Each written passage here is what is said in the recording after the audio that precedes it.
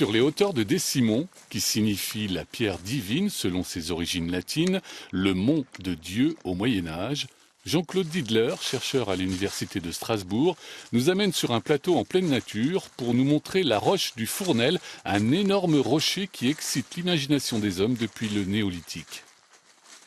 Il s'agit d'une roche qui n'est pas taillée. C'est-à-dire, c'est une roche, si vous voulez, dans l'esprit des gens, qui est descendue du ciel. La roche taillée est une œuvre humaine, ça, il s'agit d'une œuvre divine.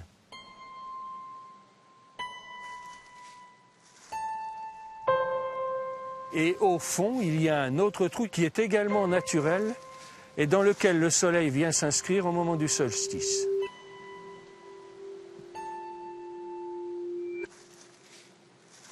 La roche est sanctifiée, doublement sanctifiée, par sa possibilité de retenir les rayons du soleil. De la pierre brute, tombée du ciel, à la roche taillée par l'homme à une dizaine de mètres, nos lointains ancêtres avaient là sous la main une représentation des cycles du temps et de l'univers qui leur parlait. Et là se trouvaient les offrandes que faisaient les gens qui venaient ici assurer ce culte. Ils jetaient des pièces de monnaie à cet endroit-là. Alors l'intérêt, c'est que la croyance, le culte de ce soleil qui s'inscrit dans la roche, l'intérêt, c'est que, eh bien, il a été inscrit dans la pierre. Donc on a l'explication, on fait le lien entre le culte, cet endroit-là, et la roche que nous avons vue tout à l'heure.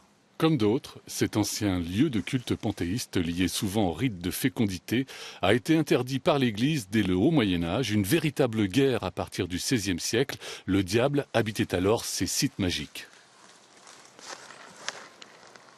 Au-dessus de la roche donc, du sabbat, au-dessus qui nous domine, il y avait un cromlech, c'est-à-dire un ensemble de menhirs placés en demi-cercle, et certains de ces menhirs ont basculé dans la pente, et où ont été précipités également, on ne peut pas savoir. Là, on arrive sur le haut de la roche du sabbat, où on aperçoit les anciens menhirs cassés qui jonchent le sol, et sur lesquels se trouve, alors là on peut dire, une multitude de gravures représentant le soleil du Fournel, celui qui a donné son nom à Décimon. Alors ces soleils étaient faits tout simplement par usure de la pierre, jusqu'à ce qu'on fasse apparaître, si vous voulez, une représentation, une gravure bombée. Je voudrais quand même ajouter que le curé d'Étival, jusqu'en 1920, dans son prône dominical, défendait aux femmes et aux filles de monter sur la pierre d'appel.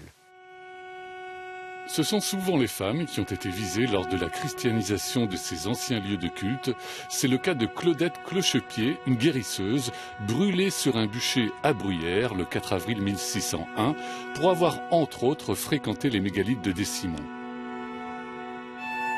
Les hypothèses de Jean-Claude Didler, sur le terrain depuis une trentaine d'années, ont été confirmées par la découverte de cette pierre encastrée dans l'ancien presbytère de Décimon.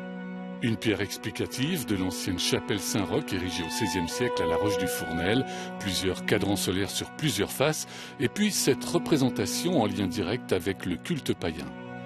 Vous voyez donc au centre de ces trous le soleil qui se trouve à l'intérieur d'un creux, comme nous l'avons vu sur la roche du Fournel, et la course du soleil est représentée, figurée, comme si nous étions face au sud. Ad tempus Deo optimo, ô Dieu le meilleur, au temps prescrit. Nous avons bien là la christianisation du temps. Ce n'est plus simplement un culte de fécondité comme ça l'était à la fin du IVe millénaire, c'est tout simplement donc l'Église qui s'est emparée de ce temps qui est devenu un temps chrétien.